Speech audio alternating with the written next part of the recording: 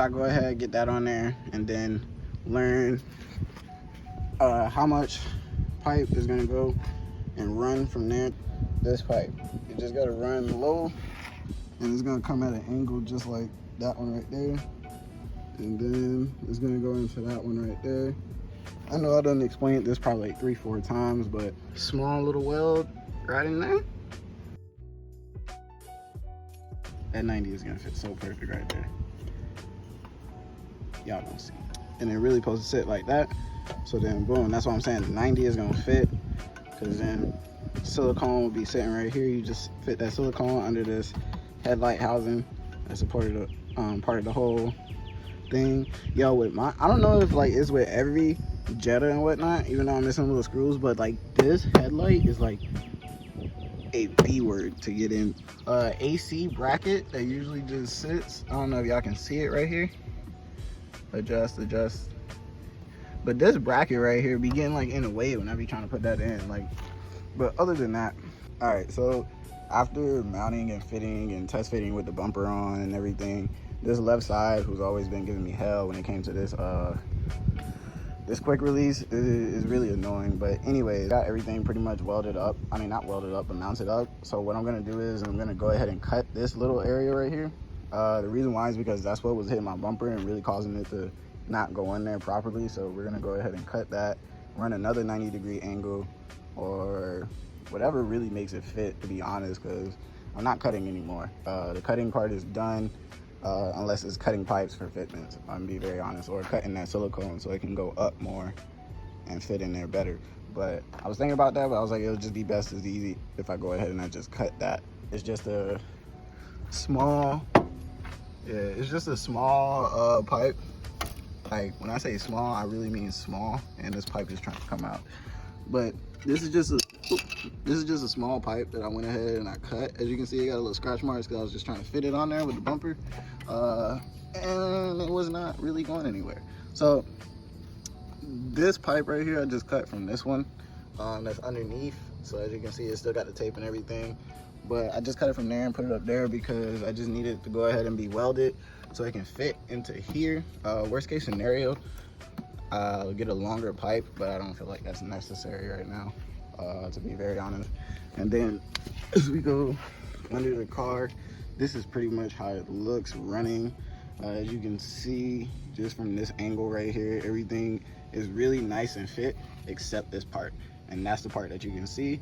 And at first we were trying to go around this tow hook, but I actually need to go a little bit closer due to the fact that my front bumper, like that part right there, hits it on this side, preventing it from not snapping on to my quick release that's right here. So for today, I think I'm just gonna pretty much be cutting this last piece and going ahead from there. So if any of you guys want to pretty much go ahead and run this setup, it's a really nice clean setup.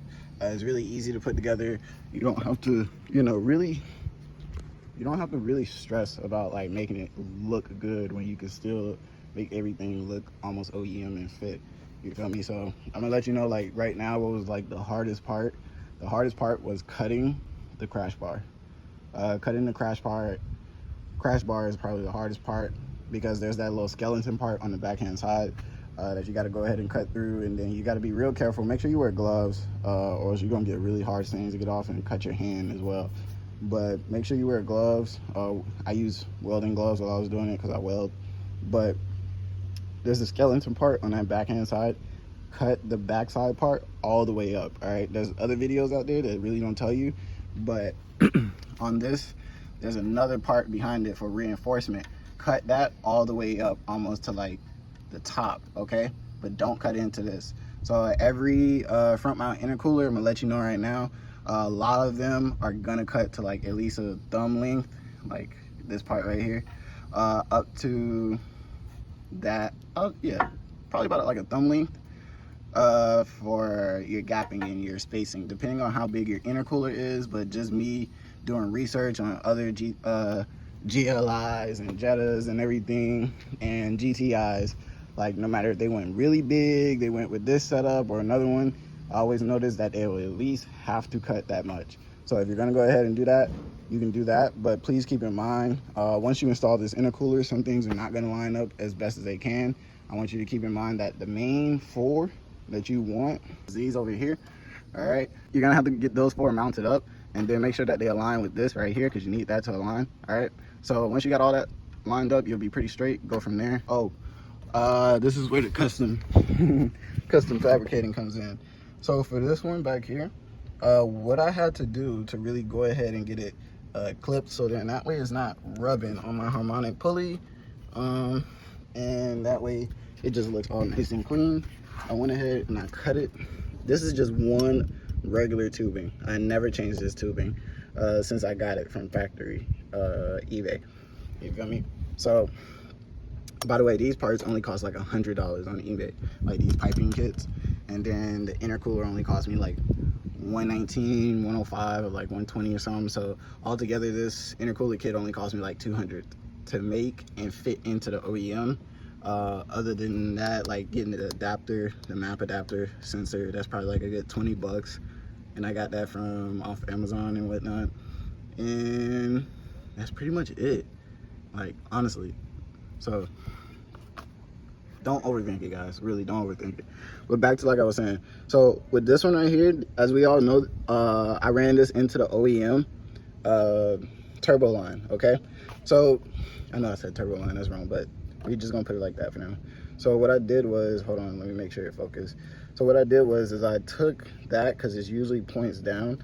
I took that and I cut it with some scissors and whatnot, and made sure to cut it enough, probably like another thumb length at least, cut it enough to where it shoots straight down at this angle.